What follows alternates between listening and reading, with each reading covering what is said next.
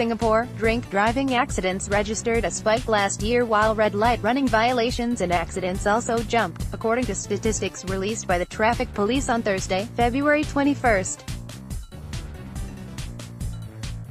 There were 176 cases of drink driving accidents last year, up by 17.3% from 150 in 2017.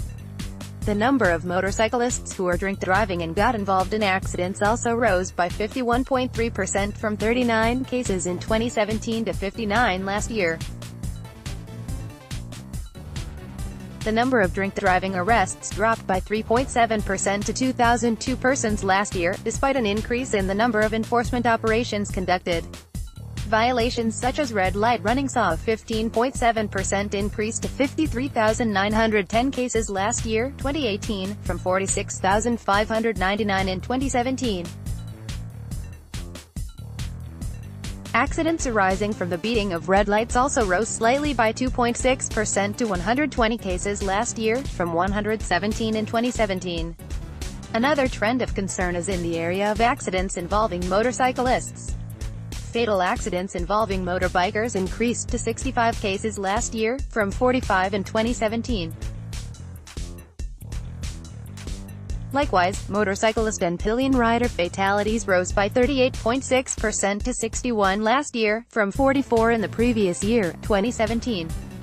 These deaths accounted for almost half of all road traffic fatalities last year. Accidents resulting in injuries where motorcyclists were involved increased by 2.1% to 4,358 cases last year, from 4,270 in 2017. Motorcyclist and pillion rider injuries increased slightly by 0.7% to 4,837 last year, from 4,803 in 2017.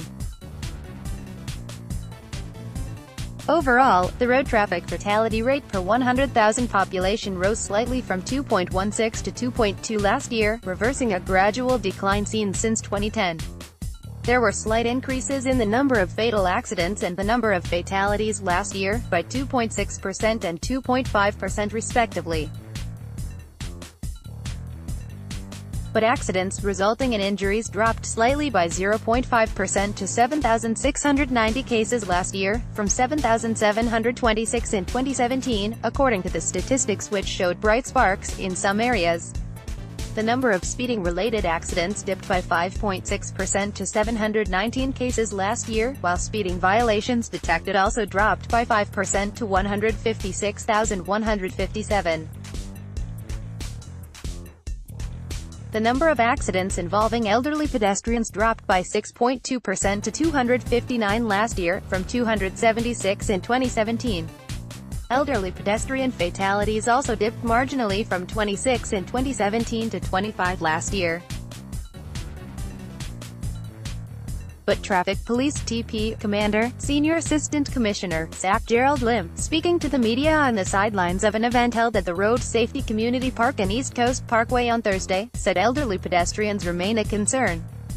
For instance, 1 in 4 accidents involved pedestrians last year were related to the elderly, with 40% of these accidents involving jaywalking. Also, the elderly accounted for 62.5% of all pedestrian deaths last year, a spike from 57.8% in 2017. About half of the fatal accidents that the seniors were involved last year was the result of jaywalking. The elderly pedestrians' idea of road safety might be 20, 30 years ago when the infrastructures were different. Now vehicles travel faster and PMDs, personal mobility devices, are on shared paths. They may not be familiar with these and the speeds at which they can go, added SAC Lim. In the last few years, TP, the Singapore Road Safety Council, SRSC, and agencies like the Land Transport Authority have continued to engage elderly pedestrians through education and improvements made to road traffic infrastructures, said SRSC Chairman Bernard Tay. Raising road safety awareness includes skits performed by artists at various constituencies, test kits to test an elderly pedestrian's reaction and teaching students safe ways to cross roads, with the hope they take home the message of road safety to their grandparents and caregivers. Sacklim added that making changes to infrastructures like specialized traffic lights for senior citizens or building more silver zones alone is not good enough, as it needs to be coupled with education, or what he described as re-education, for senior citizens. To inculcate good motoring habits, simulation training will be made compulsory for all learner motorists, including motorcyclists, as it would enable them to experience real-life traffic situations.